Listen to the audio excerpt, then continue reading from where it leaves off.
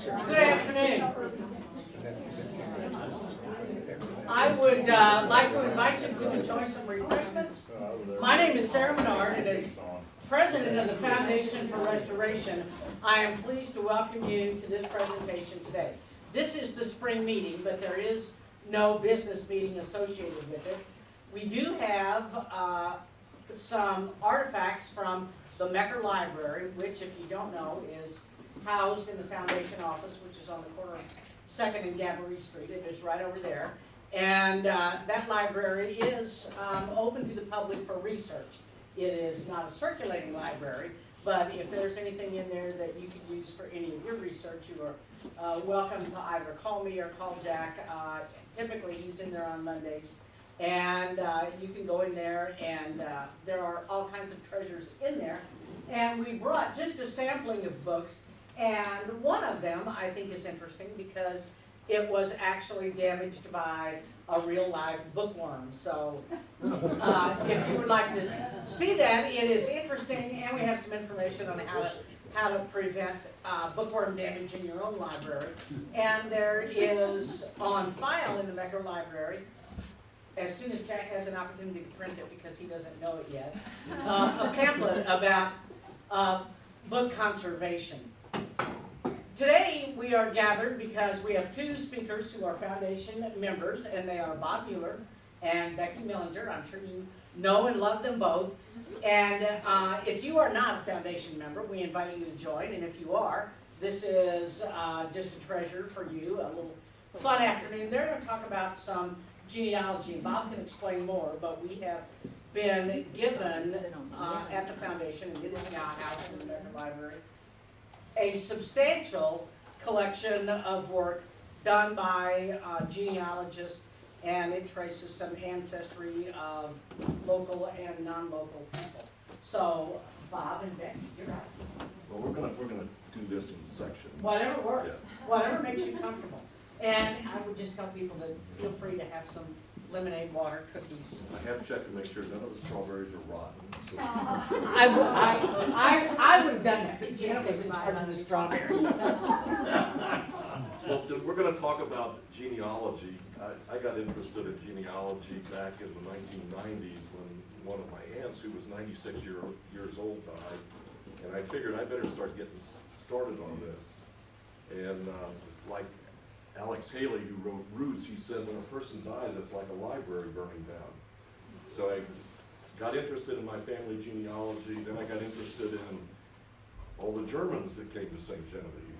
And now I'm into the French, so it's been an exciting time. And it gets bigger and bigger. I'm not sure how big your database is. Mine's about 85,000 names now.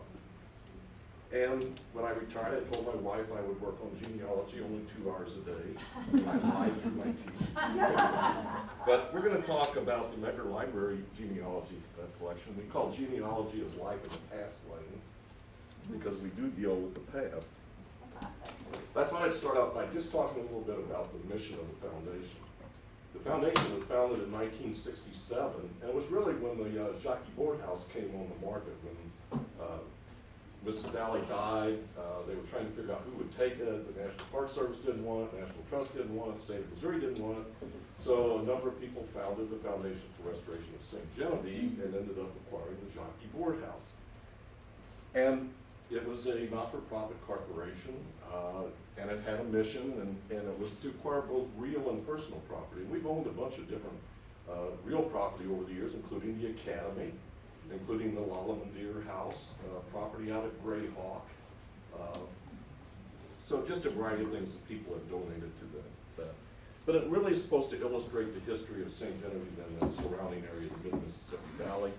We have a mission to communicate knowledge of the early settlement, collect and this is really the basis for the Becker Library. It was to collect and preserve old homes, ships. We've never had a ship yet. Yeah. We'd like to have a Peru. Oh, yes. Books, maps, letters, and other documents, and antiques, okay, and other museum pieces. And then to promote the knowledge, and that's why we have like this, the speakers forum with the Foundation. Well, back in the late 1990s, a couple of gentlemen named Tom Weil and Charles Peterson decided to form the Becker Library. Tom was a travel writer for, I believe, the Post-Dispatch or the Globe Democrat, one of those two.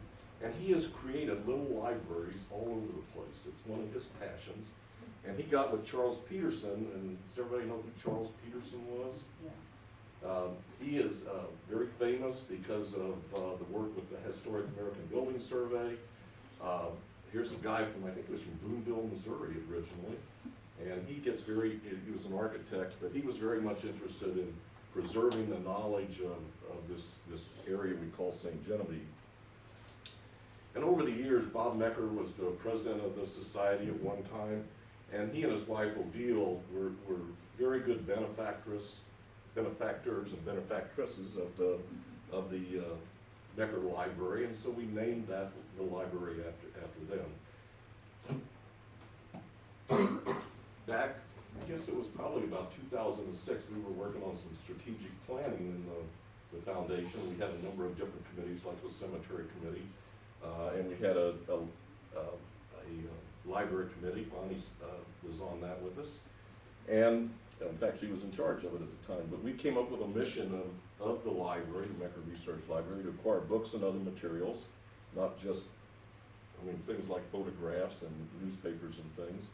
And so we'd like to have something that's centralized for researchers. I do a lot of research at the Missouri History Museum, the State Historical Society in Columbia, the State Historical Society in Rolla, and now the one in Cape Girardeau. And so you're kind of running around, and we wanted to get a lot of this stuff just locally for people that wanted to research St. Genevieve. And again, to develop educational programs and grants, and we do offer a scholarship or a stipend every year for a graduate level program, research paper, dissertation, and it's a $1,000 stipend for somebody that's writing about St. Genevieve, or doing historical research, and we've given out, I think, 4 or 5 of those over the last few years. And one of the other things we did, as I talked about going all around the state researching, if you go here in St. Genevieve, there's stuff at Felix Valley, they've got a library, the Danes have a library. So we've started putting some indices together, or indexes together, of where some of this stuff was. So if somebody came to town and we didn't have it in the Becker Research Library, we could say, oh, the Danes have it, because they have like the Rozier collection, and some other things. So, and then to try to identify private sources of information. Beginning of this year, we were threatened with a flood, and I found out how much stuff I have. Because we moved it once and back again. And there's a lot of papers that I've collected over the years, and pictures and books and stuff that someday it's got to go someplace, because I'm not sure my kids in Atlanta or San Diego are going to be as interested in it. So we named the genealogy collection after Lucille Bosler and Rob Beckerman. I didn't have a picture of Rob. But back in the 70s and 80s, Lucille was a driving force for the history of St. Genevieve, had written a number of books. There was actually a genealogical society here in St. Genevieve. I think it was incorporated in about 1985, 1986. Lucille did a lot of work in the parish records, and she made up little index cards, which is like a family book thing. So we have to give her a lot of credit for what she did in those early days when genealogy research was difficult. Today we have computers and a lot of digitized records. Back then you didn't. Rob Beckerman was a young man, and he got interested in his family genealogy, and we'll talk about his collection also today. He wrote to a lot of people that were his relatives and got information. He compiled them into family trees, and he did a lot of work on our cemeteries, and I'll talk about that near the end.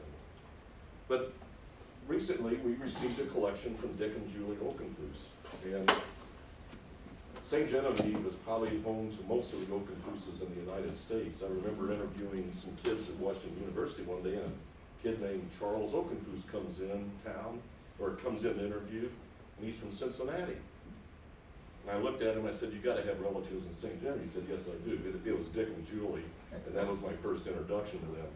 Julie's been an active genealogist for years. Actually, the people in the middle, in the white outfits, are Dick and Julie Oakenfoos. The ones on the left in red are Christoph Jopen and his wife, oh, I can't remember her name, Katharina or something like that. But he is the sub-mayor of Offenburg, Germany, or was at the time. And on the right is Crystal Schreiner. She's the wife of the mayor of Bolsbach. And Dick and Julie Oakenfoos were very instrumental in getting Bolsbach named as a sister city of St. Genevieve. If you look in front of City Hall, there's a symbol on the concrete wall, or brick wall. It's called a Wappen. Here it is. And each town in Germany has this little, their own symbol, and it's called, it's W-A-P-P-N, pronounced Wappen. So they were instrumental because their ancestors, Dick's ancestors, came from Bolsbach, Germany. And you'll find as I talk later on that a lot of other people from St. Genevieve came from there. I guess the way you introduce somebody in front of genealogy is you look at their family tree. And this is Dick, and I took one of his sons. It's actually Chuck, who I interviewed. And you can see that he's got Oakenfooses and Baums, and Julie came from another area of Germany, so she had researched that. And we're going to talk, what they've donated today, it really involves the area where St. Genevieve Germans came from.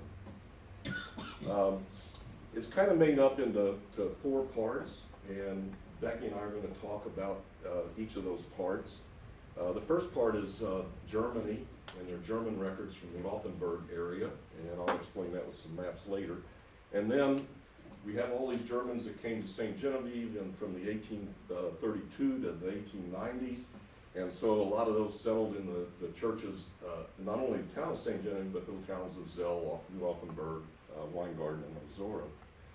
And they have some family files and then some miscellaneous things that they have donated. Most of the German records come from what we call the LDS records. And Becky's we're gonna talk about not only the records, but a little bit about genealogy. So if you want to explore your family tree, these are some techniques to do that. So I'm going to turn it over to Becky. Well, and anybody that's done any genealogy knows probably very much what LDS is. It's Latter-day Saints. They have a website. Why they're interested in genealogy is I always was questioning that, and then what their records are. So I'm going to go over those things with you and tell you. The Latter-day Saints obviously is the Church of Jesus Christ of Latter-day Saints. We know them as Mormons. But for, since they've been around 1840s and earlier, the LDS, but in 1894 they founded out in Salt Lake City the Genealogical Society of Utah, and they are an arm of their church who has a specific mission of a doctrine to baptize people to get them to the kingdom of heaven. I'm not going to go through all of this, but they believe that if you are not baptized in this doctrine, you cannot go to heaven. So I was lucky to go out to Salt Lake City in 2005, and there's a museum next to the main library. And if you go in there, you'll see they have a baptismal area where someone who has researched someone else's family, may not even be their own people, but they can by proxy be baptized for someone who is dead to get that person to heaven. So that's why they're involved in genealogy. They're not as interested as we are. I mean, like to go all the way back and say, oh, my people came from wherever. They have a specific reason that they're there. If you go out to that library, you will see people from their church who spend the whole day there looking for other people's records. They may not know even that person that they're researching. I found that really interesting when I was out there. The baptism for the dead can take place only in their dedicated temples. I can't tell you where all of those are, but and that's really not important. What's important, I think, as a genealogist is that since 1938, they have been going all over the world to little chapels, to registrar's offices to get these records so that they're on microfilm, so that then someone from their church can look at that person and try to baptize them. I'm only interested in that, the fact that my people are in those so I can look them up. So that's why they're involved.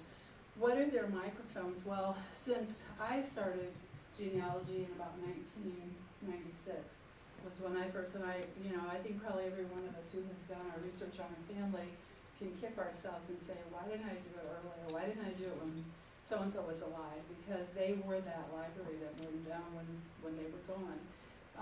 But even back then, you could go online, but there was only a list of microfilms that were available, and you had to order them, and they weren't expensive. I think the first time I ordered, they were like $3. They're now $7.50 a pop to order them.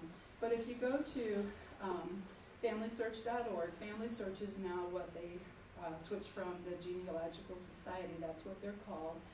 This is a picture of the entrance to the library, the main library in Salt Lake City in Utah. And that opened in 1985. If you've been there, it's amazing. You walk in and there are 3 floors above and 1 basement floor, and it's just millions and millions and millions of microwaves. So you go in, and hopefully you've done your research before you walk in the door, because you have brief amount of time to do things. I was there for 7 days, and it felt like minutes I was there. So if you've done your research to know where you're looking, what you're looking for, it makes it a lot easier. I hope someday to get to go again, to go again, to do some more research of things that I'm interested in now.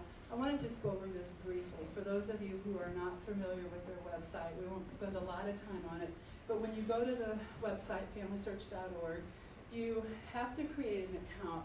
You go here to the free account, click on it, create a screen name and a password, and then you can actually access all of their records. It doesn't cost you anything, they don't ask for a credit card, but then you can go in and look at what they have.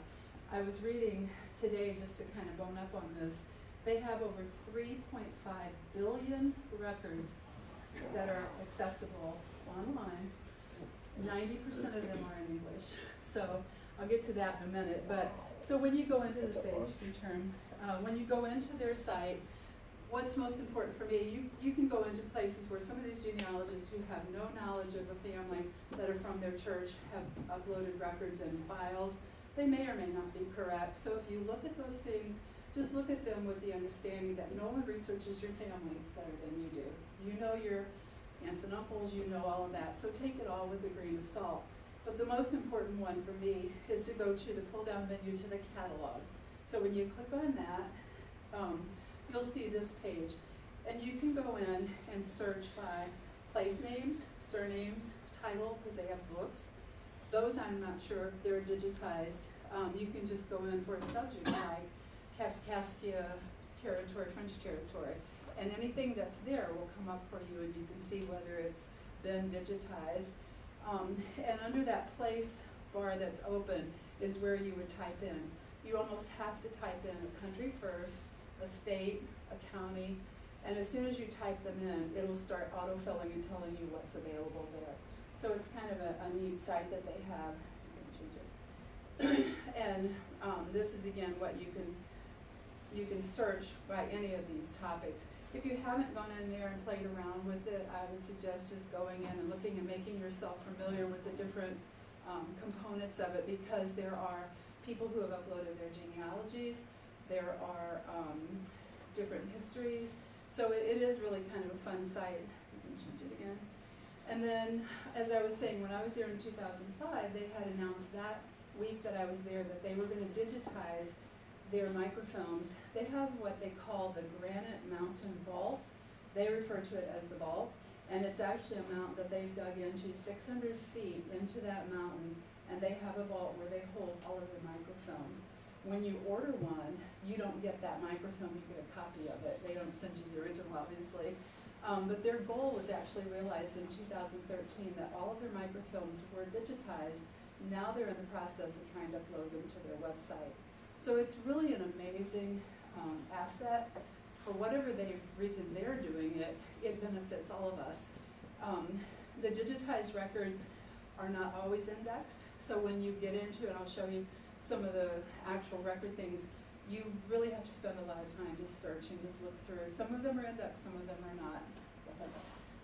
This is an example of a page where you can see where I've looked at Missouri probate records, 1750 to 1998 for St. Genevieve, and then this is one specific file, probate's 1864. So I put this here so you can see what the actual record looks like. Over there, that little plus and minus, you can zoom into that page. You can actually click on the little 4 or 6 dots.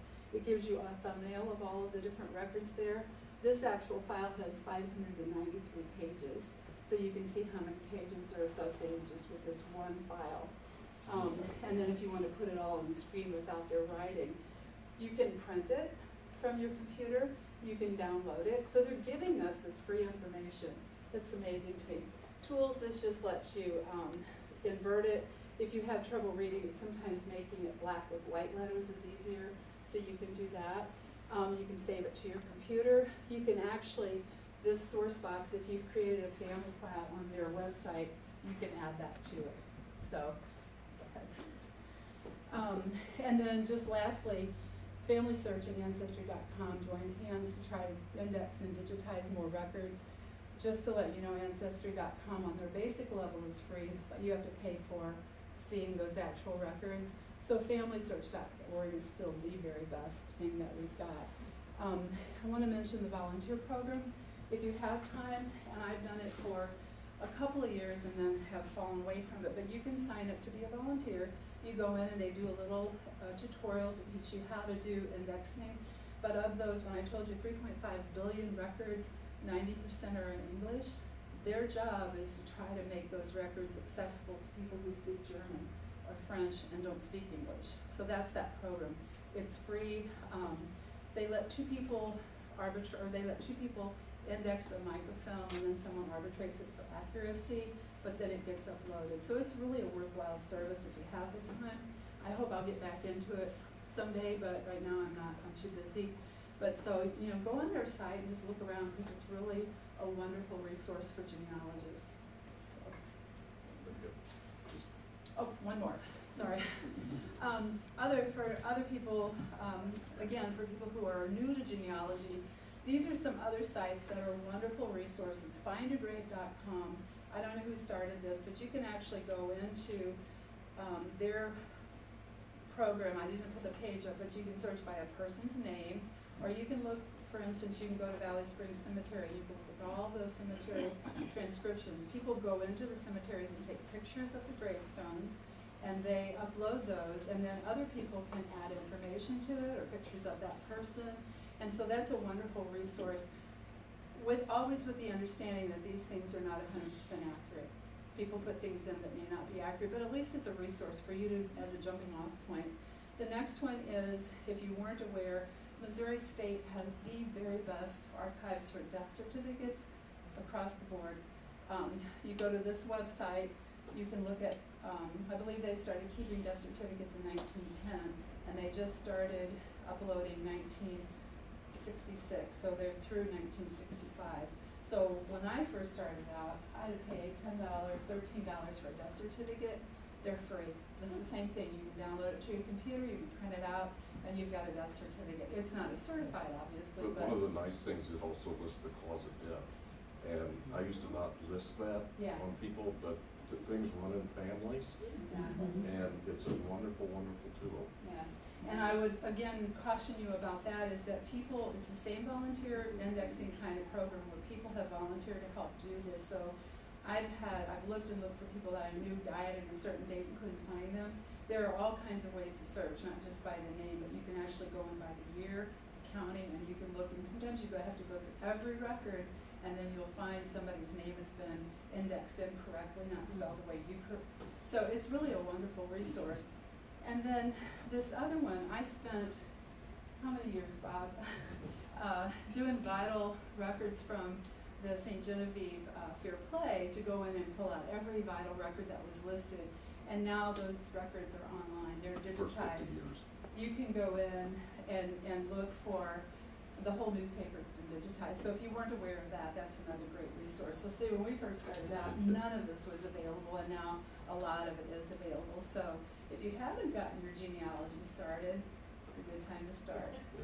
There you go. Might add also that she mentioned you can order films. There's a family center over in Farmington, and we both use that facility. We can go over. They have very archaic film readers, but so you don't have to go to like St. Louis where the temple is or Right. anything like that. And I think it's, I brought a form if anybody wanted to see it afterwards of what it looks like if you wanna order microfilm and how to find it in their site. But you just list it and then you pay it online with a credit card. They'll send it, and you have to really let the people in front of you to know that it's coming, otherwise they won't know who to contact. But it is another, it's just another tool that we have. But with the digitized, I'm hoping that that's gonna be obsolete real But soon. as she said though, people that transcribe stuff don't know our names here, and you get really funny spellings. When I'm looking at census records taken by Americans and they're interviewing Germans, my my grandmother was Teresa, and it's spelled T-E-R-U-S, Yeah. Teresa. I can hear my grandpa saying it, so Yeah. you really learn tricks over the time about how to look at, because they don't spell it the way we spell it. Exactly, and don't get caught up in the fact that something isn't spelled that way, that it isn't your relative, because it very well may be. I wanted to say briefly, the kinds of things for St. Genevieve, and I just printed this list out, but this is on the FamilySearch.org. They have archives and libraries, which I'm not real sure what that is, but they have some biographies, they have cemeteries, cemetery maps, they have census from 1840, 44, 50, 60, 90. They have church records, court records, genealogy, historical geography, land and property, and I know that the land and property ones are searchable. If you go into their site and see something that's in red print, that means it's a searchable, you have a digitized file you can get into. They also have probate records that are searchable, and that's such a treasure for us to go in and be able to pick out, and these go back into the mid-1800s, some of them. And what's So- really nice is when they're digitized, you can blow them up, because, and I'm gonna show you some records that, Yeah. I mean, I've looked at some of these German records and I can't read them. And it depends, because most of this is in cursive. And we'll talk about like the parish records here up until probably 1820 are in French. And it depends on how well the priest could write.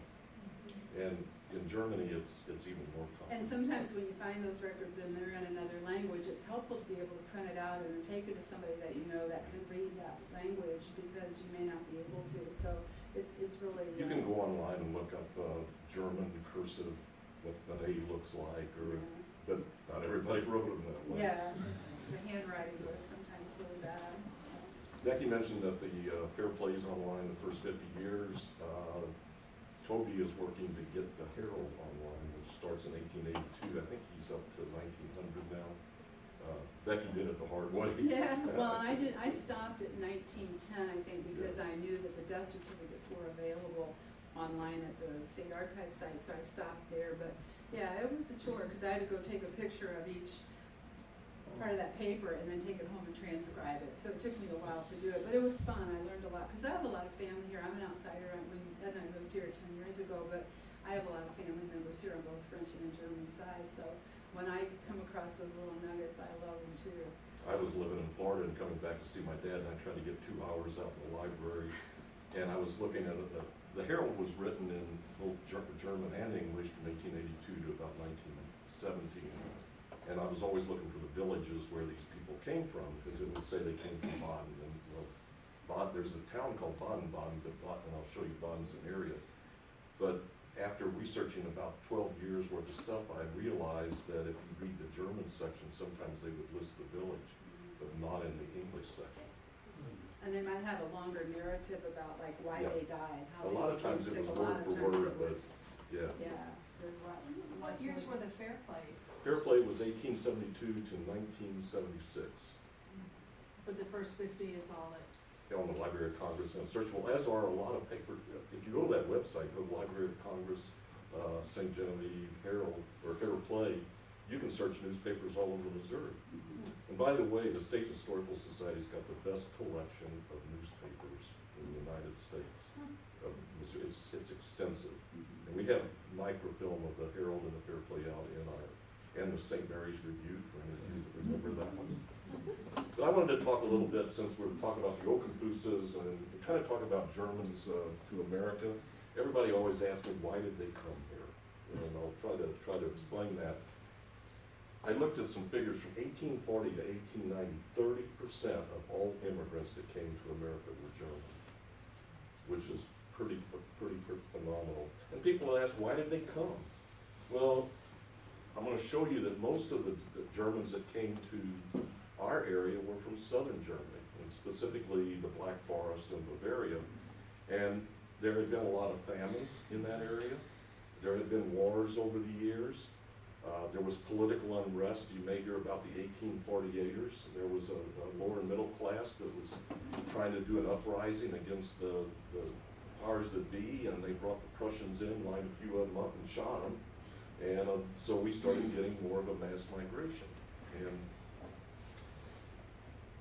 this was a map about 1900, and it shows the real dark blue is where there was more than 1,000 Germans in a county or Germans, 1,000 and over per county. And you can see that the upper Midwest and upper East Coast and then a little out west, but it comes down into Missouri. And there's really a number of different German populations in Missouri. You have the one that's on the Missouri River Valley, Herman, Missouri, those little towns out there. There was a guy called Gottfried Duden who was here in the 1820s, and he wrote all these letters back to Germany about how wonderful and beautiful it was. He was a real estate salesman, I think. But he convinced all these people to come over and settle there. Our Germans are a little bit different where they came from. Back from 1815 to 1871, they didn't have the German states that they have now. They had various duchies and things like that.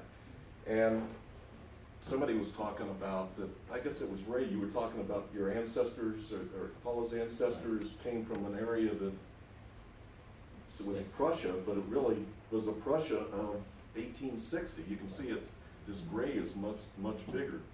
But the areas that about 80% of the Germans that came here came from this area down here, Baden, Württemberg, and Bavaria. And you see that little bit of red over there, which is called Alsace, or Alsace-Lorraine.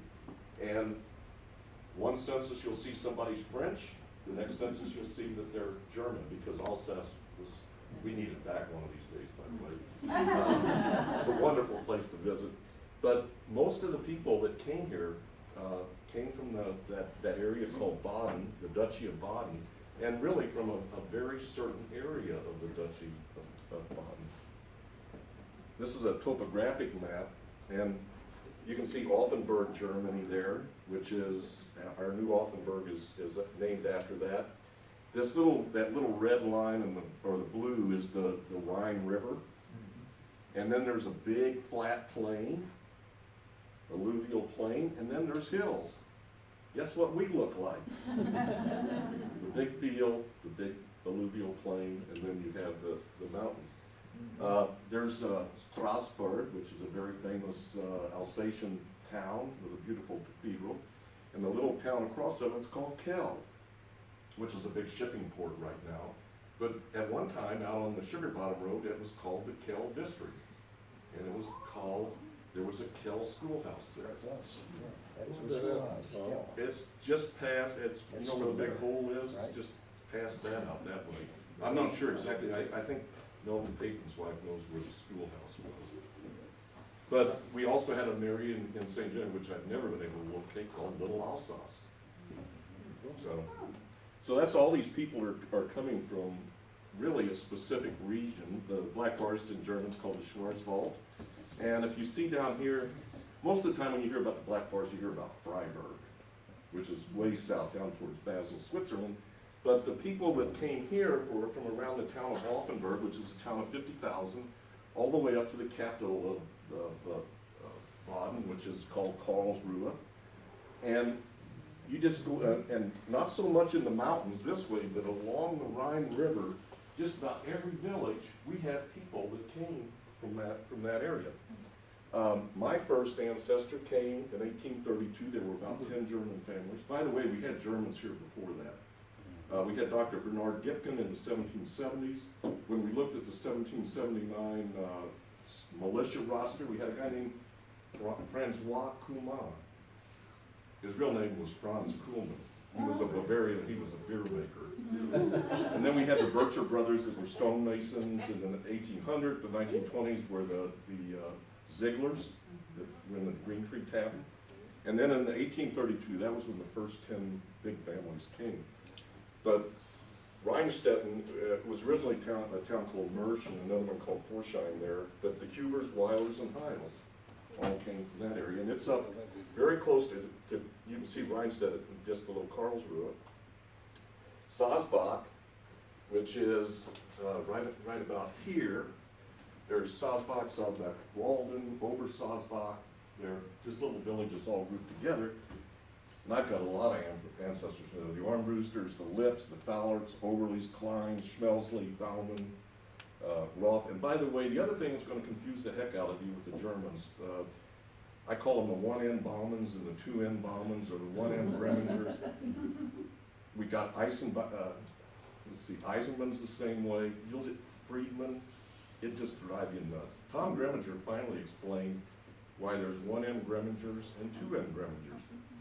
He said that, I'm trying to remember, Christian Greminger had a wife, and all the kids from that wife were 2N Gremmingers, and then another, she died and he married again, and the rest of them were 1N Gremmingers. That's the story he tells. That's not necessarily true, but that's the story goes. So, Offenburg is a town of about 50,000. It's not on the Rhine, but all around that town are little villages like Weierbach, that's really Zell Weierbach, which is what our Zell is named after. Ebersweier, or Rammersweier, which up there, which is where I've got a list of some people from there. Bolsbach's just to the north. Ebersweier is up there. Greisheim is on there. Down below is Hofweier. And those are a lot of the records that the Oakenfuss donated to us in these little towns. There's not that many people that actually came from Offenburg. Most of them were from these little villages. They were farmers, or like my first ancestor was a Schmiedmeister, a master blacksmith. They were more common folk. Here's a picture of Rammersweier. It's a beautiful little town. It's that picture I got to take. My brother and I, 6 years ago, toured all of our ancestral villages. It was a wonderful trip. And what was even good is we ate and drank our way across southern Germany. Took this picture overlooking Rammersweier, and you can see the list of names that, St. Genevieve names that come from that area. There's a professor out in Oregon, John Krusel, who has done so much work on Rammersweier and goes back into the German records. It's just wonderful. And his site's free too. But a lot of these names like Giesler and Deezer and Brown, Schilly, both with an I or a Y, Joggers, sometimes we'll see both Joggers and Joggers with a G, but they came from Bolsbach. I'm going to back up just a minute. On this map, you see this little bit of green right here between Offenburg and Zell? There's a church there, and the church is called Weingarten. So that's how we get the name. Right. Because again, most of those people that came settled here were from that area. And you can see that there's a cemetery there. And when I walked into that cemetery and I started looking at the names on the tombstone, it was like reading our phone book. Well, there's an alley where the trees are, and on the other side is a huge cemetery. I walked that entire cemetery and saw about 7 names that I recognized. So I walked back, and there was a lady there, and I asked her about it. She says, "Oh, those are Offenburgers. They don't count. This is Zell Weierbach right there." Those are Offenburgers. And that's the cemetery. I wanted to show you what a German cemetery looks like. They're called a Friedhof, which means a peace yard in German. But every one of them usually has a border, flowers, a candle. They're kept, people out there are working in there all the time. Now the thing is, they're all relatively new people because after a while they give the tombstone back to the family because they don't have a lot of space. And they either dig up the body, and there's usaries that are really strange in other parts of the German culture. If But you don't keep up your little property, you get booted out and somebody new gets put in. I only saw one grave, and it happened to be one of my relatives that was not very good. But I mean, we don't see anything earlier than like 1880. I mean, they're just not there. But these and you know, it's like a memorial cemetery, kind of in disrepair, but the people don't know that that's their ancestors there. They really don't, but these people do, and we went all across from Württemberg all the way through Baden, and it was always the same. Now, what Julie and Dick have contributed are very specific German records, and you get various kinds. You get baptismal records. You can find and these are all from LDS microfilms, marriage, death. Sometimes you can find confirmation. Some other things called a family book, or in German a Familienbuch, which is really neat because they would list the mother and father and all the kids in one area. You don't have to search through all these records. I've come across people, and there's other villages that have something called an Artzippenbuch, which is another wonderful thing because they have everybody in the village. And people have translated those, and sometimes you can get copies of them. Some of them are printed, but those are very, very helpful. So these are the various towns, and all of these towns are right around Offenburg, Germany, either north, east, or south. And this is what a baptismal or a Taufen record looks like. As we talked about earlier, it really depends on how good a writer the priest was. And after a while, you have to keep looking at this thing and to try to figure it out. But it's like when I first started looking at the St. Gen records, it was difficult because I didn't read French. But once you figure out there's a style of how they write a baptismal record, or a marriage record, or a death record. But this is for Hieronymus Okenfuss, and it would, normally in a baptismal record, it will tell you when he was born, who his parents were, and who his sponsors were, his godfather and godmother. And sometimes they will also, I'm trying to think where it's at, there's a Zingen is a word that means witnessed by, and then it would list the people. And a lot of times those are relatives of the person being born. This is a marriage record. Again, what's really nice, this is a guy named Otto Bailey. O sounds like it almost sounds like Bailey, like an AI word, and Antonia Siebert. This one happens to be from Bolsbach, and they're going to talk about who the girl's parents were, who the guy's parents were, and then again they're going to say who witnessed it down at the bottom, and then the priest normally signs it. But it's, again, this gives you relationships, and that's what you're always looking for in these records.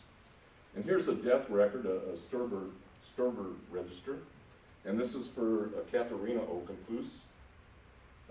Actually, the name Oken, it comes from a German philosopher. There was a German philosopher, very famous. He was a naturalist named Oken. In fact, there's a big sign about him out in front of Bolsbach. But it says when she was born 15 November 1839. There's some words that I don't know exactly what that is, but it's Karl Okenfuss is the father. Then Wilhelm Bross, and actually we have Brosses around this area too. But then at the end it will say who was the witness, and here it was August Miller, and he's a teacher, a senior teacher that helped there. So again, this is things that can help tell who a person is, so you can trace back, and you're always trying to go back further. Now the reason these church records are so important is, especially in the Black Forest, you can't really go back before 1700 because all the churches were burned in some of the wars, and civil records don't give you this kind of data. About the only thing a civil record will give you is lawsuits or where they own land. So, or if you have like a probate, which can help you with information. This is a Familienbuch, and again it has a father, a mother, and then list all the kids and when they were born. And sometimes it'll list if they married and who they married on that. So again, that's a very good tool for. Sometimes they'll list immigration too. I know on my new houses that they listed when they immigrated.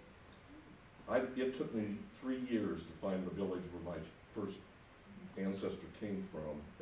His name was Benedict Huber, and I had been corresponding with a group over in Zellweierbach who was trying to trace Germans that came to America.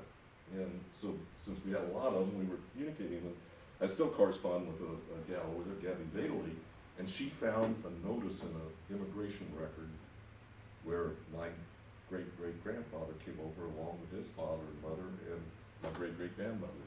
And that's how I ended up in Mersch and Rhinestetten, and I actually have a distant cousin that I correspond with there, so it gets to be fun. Some of the towns that, and this is from records that I've done just looking at our newspaper, like Bolsbach, you got not only Oakenhoos, but Grass, Siebert, Jokers, Herzog. Herzog's a very common name. Mueller's a very common name. I hate common names. Bergert, there's Bergerts from Zell, Beierbach, as well as Bolsbach. And then Hoffweier, you probably can't even find that out on the map anymore. Now it's near an area called Hoburg.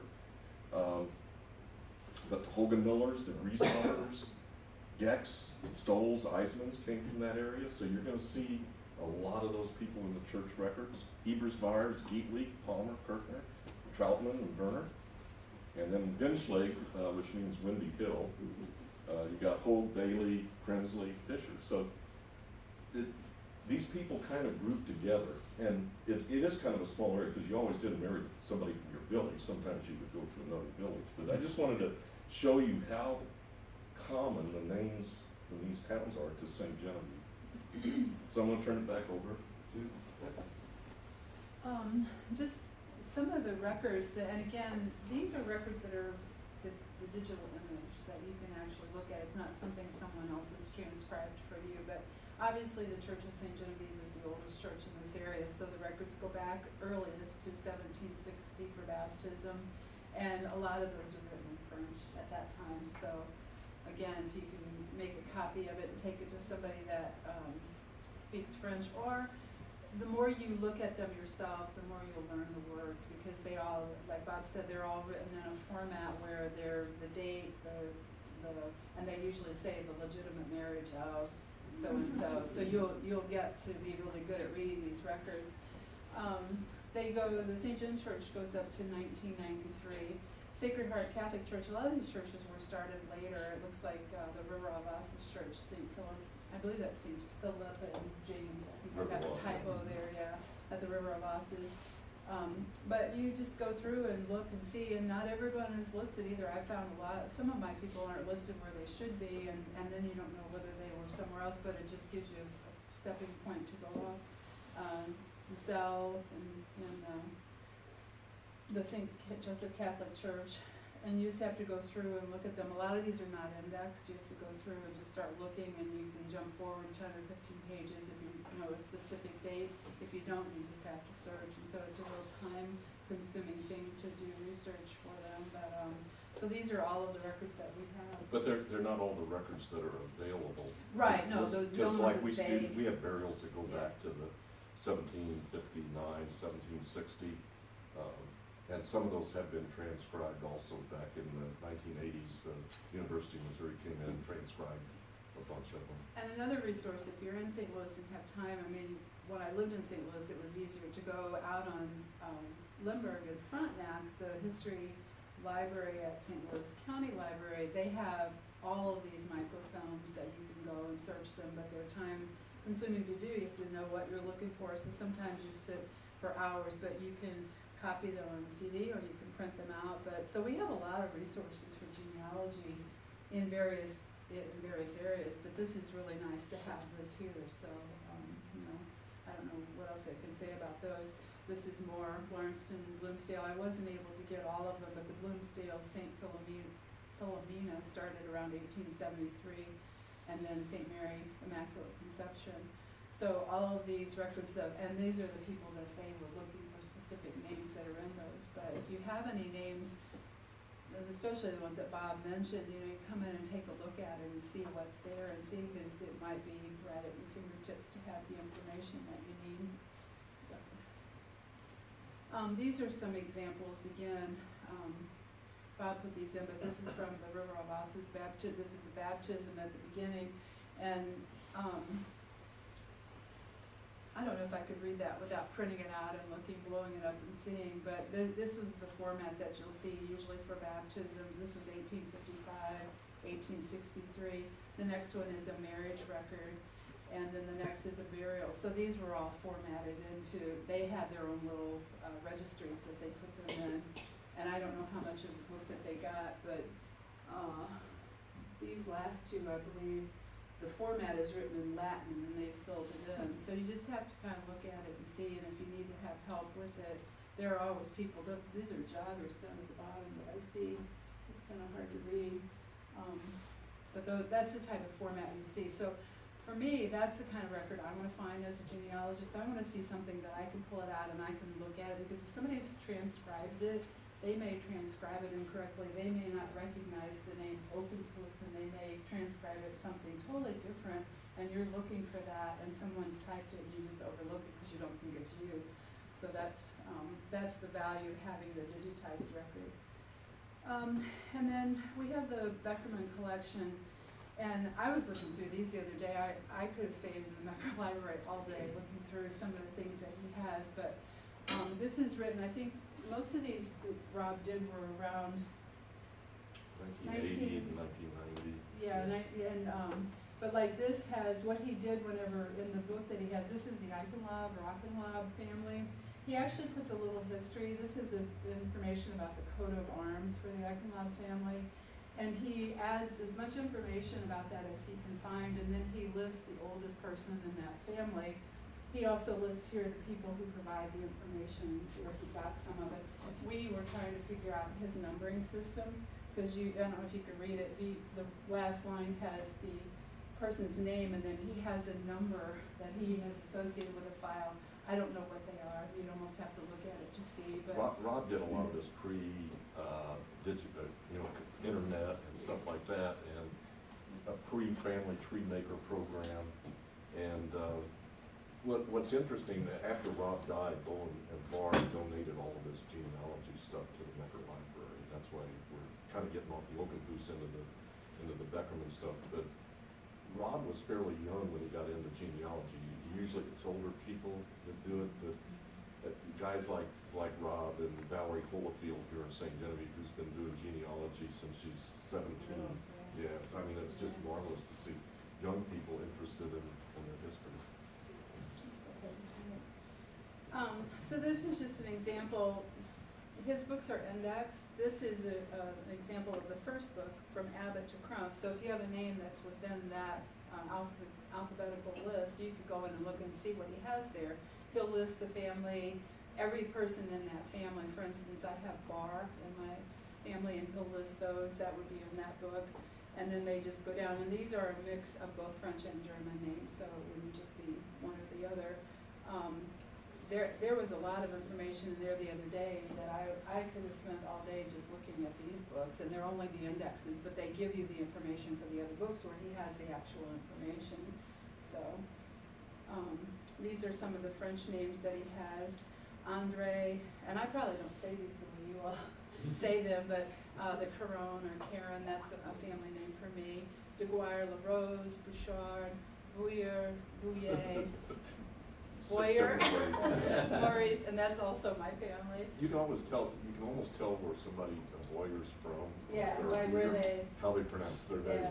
because where I grew up in DeSoto, it's Boyer, but I have some relatives that I go to church with here, Presbyterian church, who pronounce it Bouillet, but then some of their people pronounce it Boyer, so I don't know. Mentier or Mentier, Courtois, Courtois, there's another pronunciation. Courtois, and something else I can't remember. Robert and Pauline, Romanet and Coleman, and probably most of those names moved west. I mean, all of my family names, maybe the Carones did not, but my family names that are listed up there, they didn't stay in St. Genevieve. They, about 1825, they all went to Old Mines area. So those are my French names that are there. These are individual booklets that he has put together on these families. And the thing about them is that there may be a German name or two in there, whether somebody married into it. So you have to kind of just go through and look at the whole book, and they are indexed, I believe. He has an index at the end of them. And then the German names in the collection, again, Baum, Fock, Beckerman, Achenlaub, Huck, Hug, Hog, I don't know, Hug, Herzog, Joker is the Wolfler. So these, and again, he's got that numbering system up at the top, but you just have to go through them and see if you have someone you think that's in that, you go in and browse through them and see what treasures are in there. But, I have a question. Where are those documents? You know, like Bob Beckerman, where are those actual his archives? books, They're in the library. they're in the Becker Library. We have a You can go bookcase in. with it, it's called the Beckerman Yeah. Collection. And part of that collection is what we call the cemetery tombstone transcriptions. One of the things Rob did is he started in the 82, I think was the first one. He did the Memorial Cemetery, the Lutheran Cemetery in Cresslawn. And he would go out and he would look at those tombstones. I think he even did rubbings. We don't recommend rubbings anymore because of a lot of our stones are very soft. But he would go in and put as much information down about what was on those tombstones. And I'll show you some of that later, but in '84 he did Valley Springs, and all of these really need to be updated because my mom, who died in her section, is one of the last ones he did, but there's like 3 or 4 more sections that have been happening, and then there's been people buried in between. But then volume 3, they're in various volumes. Volume 3 is the northern end of the county, Concord Cemetery, which is right along 55, Pogomiller, St. Lawrence, which is in Lawrencetown, and anybody know where St. Philomena was? Bloomsdale. Bloomsdale, yeah. I guess St. Philomena got kicked out along with a couple of St. Christopher, I guess, one time, so they changed it to St. Agnes. A lot Volume, of people named Philomena though. yeah, boy, that's a common German name. Volume 4 is St. Joseph Zell, and that was originally called the German Settlement because there were so many Germans there. Sacred Heart and Ozora Minute. There's a little Ross Cemetery out in the southern end of the county in Beard. And then Volume 5 is Weingarten and River of Oz. He did St. Mary. How many of you have been to the St. Mary Cemetery? Took me a while to find that sucker. It's out there. But it's kind of like Memorial Cemetery. It's both Catholic and the city cemetery. And then later on he did an index, because not all of these things can be a little difficult to look through. Because like in Valley Springs, he would list the name Falk, and then he'd show he numbered every tombstone, and so you'd have to go to that page and find what's on there. So he put an index together, which makes it very helpful. It's, as Becky said, now with people doing find a grave, you can actually get a picture of the tombstone. My wife finally got tired of going to cemeteries because when I was living in Florida, it was very difficult to do research. So when I'd come up here, I would walk through all of Missouri and take pictures. And so I've got my own files. And go up to Sacred Heart in Festus, because there's a lot of St. Genevieve people in Festus.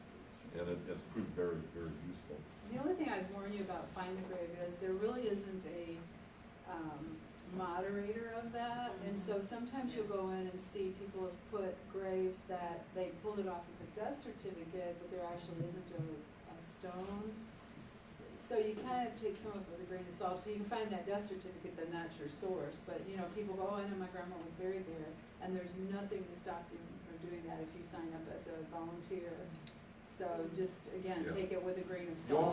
always want to prove things, and so you look for legal documents like church documents or civil documents to back it up. This is the cover for Volume 1, which was Memorial Cemetery, Cressalon, and the Lutheran. But he kind of had a little mapping system. He would number each tombstone, and you could go back and figure out kind of where it's at.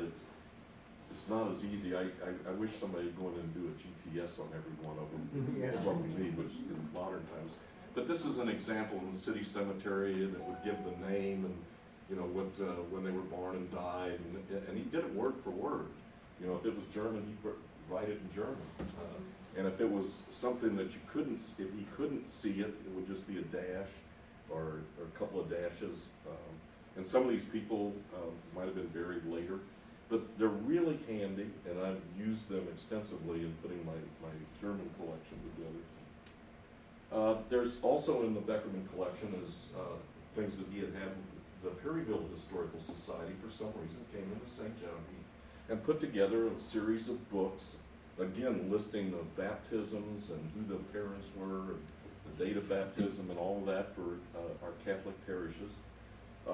And it doesn't cover the entire time period, kind of like the records that Becky showed, but they're all in books. And again, these are helpful because they have marriages, births, and deaths, and you can see who's who in that whole thing. I don't know when they did this, but it's been a good thing to have. And we have a variety of other in the Beckerman collection and in the library, not all in opinion with the Beckermans, but one of the things we have Tangway's Canadian genealogy. That's 7 volumes for those of you with French ancestors that came from Canada. That's a valuable tool because those go back to the 1650s, 1670s, and you can trace back. Other things that we have, just burials in Memorial Cemetery. That was a transcription, Kaskaskia marriages, Kaskaskia baptisms. By the way, Becky's put me on, you can see a lot of the Kaskaskia records online now through the Archdiocese of Belleville, so which is good. Which is on the FamilySearch.org. If you go into, I don't know, I know that it's there, I can't tell you exactly, but they're under the Archdiocese records, but they're searchable files. Anybody know where St. Anne was? Oh, is that? Just a little north of Cass. No, Fort Chuck. well, there is a St. Anne's, I think, in French Village, which was called Little Canada, by the way. Because this is a St. Anne in Illinois, though. Yes, the one by Kaskaskia. Fort de Chartres, Yeah. there was St. Philippe and St. Anne. And interesting, because she's a French female saint that had the STE. Some marriages up in St. Charles County, because we would have people that would come from here and go up to that area. Different, just a variety of things, Catholic baptisms, marriages in St. Louis, missing marriage records, not all of these are always a complete. Get into things like cemetery relocations by the Army Corps of Engineers. Anybody remember when they were building the new addition of the grade school at Bloomsdale and all the controversy? Unfortunately, I took pictures of that entire cemetery after they had done that. So, but I think Rob had been in there beforehand, so we at least know what they said. So what did they do? Well, they were going to build an addition, and they needed the land. The cemetery was right next to the school, so they took all these old tombstones and removed them, and it was quite controversial. Bulldozed them in a heap. They got permission though, didn't They they? did, but it still didn't go down very No. well. Different things in our collection, we have transcriptions of some of the federal census. Census data in Missouri started in 1820, but all it usually lists is the head of household, how many horses they had and kids at certain ages. It's 1850 and beyond is when things really get interesting, and you can get a lot of information from them. Ancestry.com, you can search all of those things, and by the way, Ancestry.com is free at our library. We also have a lot of, like the newspapers on microfilm, and we have 2 digital scanners there, so you can save it to a thumb drive instead of making copies or taking a picture of it. So these things are very helpful. But, so I'm gonna kind of close here, is we need your help. The Lucille Bosler and Rob Beckerman collection needs your help in the future. And when you do family trees, we'd like to eventually get a copy of that. We'd like to get a full set of the Project Pioneer stuff. Again, as you look through those things, use them as clues, because they're not always right. Because I mean, I know that there are errors in there. I know there's errors in the LDS stuff. They have my father-in-law born in Bohemia, and he was actually born in Collinsville, Illinois. His grandfather was born in Bohemia. But one of the other things we'd like is family photos, and if you got them and they got the names and pencil on the back, very helpful. It's always just depressing to me to go into an antique mall and thumb through the pictures. You don't know who they are. They're lost to time. We like pictures of houses. This happens to be John's Lawn and Deer House, and where's Ed at? Ed's back there. Ed's been working on a project with the city doing a GIS of all the historic district, and he's been collecting photos and stuff like that to put in there. So we take all these old photos, a lot of what you see back here, they scan them in, and now we're gonna have a record of them, so they can go into a property and see what it looked like. Sometimes we don't know the year, but it's gonna be a good repository. Really some excellent work. And it's not done yet, right, Ed? Right, well, It was in St. Louis, there was it's unlimited. a project done, and it was, where they, I don't know how to say it, that you can go, they have all the information about the houses, the French town that existed there, and there's this, like video, and you can go walking through the town, and it shows the house. Is it down at the Jefferson Memorial, or Pardon? is it at Jefferson Memorial, the National Park site? Is that what that's at? I don't remember. It was done at the old French town in St. Genevieve. And so you can walk through the town, and then it will tell who lived there and give a sort of a history of the town. And I had told them, you should come to St. Genevieve and do the same thing, so that you would be able to walk through the original old town. Well, I know one time we had talked about that, they did a digital construction of Rome. And they were doing it someplace else. Yale was doing one someplace, but that would have been interesting. But, other things that we collect are prayer cards. Sometimes they have pictures on it. This happens to be my great-grandmother who came from Germany. Sometimes on tombstones they have pictures in the old days. Other things that we like, this is, I'm a foodie, so the year before my dad died, I sat down with him and said, Dad, what did you eat when you were young? We have very few records of food that our colonial ancestors ate. So we need to write this down. I mean, recipes. Now everything's on the computer, people don't write stuff down. My mother didn't. I bet I only have 6 or 7 of her recipes, but she didn't cook by recipes. It was this and that. In fact, we asked her to write down her liver dumpling recipe one time, so she measured everything. It was the worst batch of liver dumplings I said, go back, Mom. But, this is kind of stuff that is important to me. Where did you and Mom go dancing in St. Genevieve County? This would have been in the late 30s. What kind of things did Grandma grow in her garden? Because we have an overhead view of St. Genevieve from 1935, from the bicentennial, and you wouldn't believe the gardens in downtown St. Genevieve. It was amazing. Now we go to the grocery store and get prepackaged stuff, and our kids don't have any idea where this stuff comes from.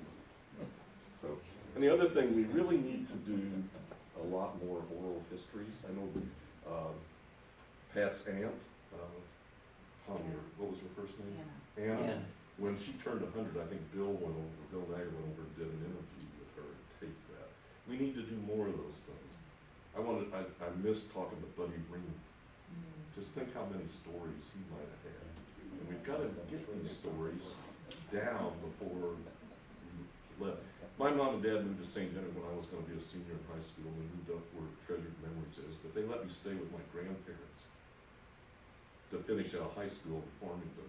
And so I lived with these 2 people for a year, and they were both born in 1875, married in 1900. My grandfather never drove a car, but he saw automobiles, electricity, airplanes, a man on the moon. What I wouldn't give for one more day to talk to him again. So you got to do that talking beforehand. So if you have this sort of stuff and you want to donate it after you die or whatever, or your wife is just tired of all those piles of stuff in the office, let's donate them. We also, we're back actively working on the Becker Library. I really appreciate what Sarah and Janet and Nikki and a few other people have done to put it back together. But we have a list of books. If you have books that you've read and you want to donate to the library, this happens to be some that are pretty pertinent to St. Genevieve itself. I do have some copies. It's actually about 4 or 5 pages long, things we'd like to have. So if you ever come across this and want to get rid of it, if you have a copy, or if you give me your email address, I'll send it to you.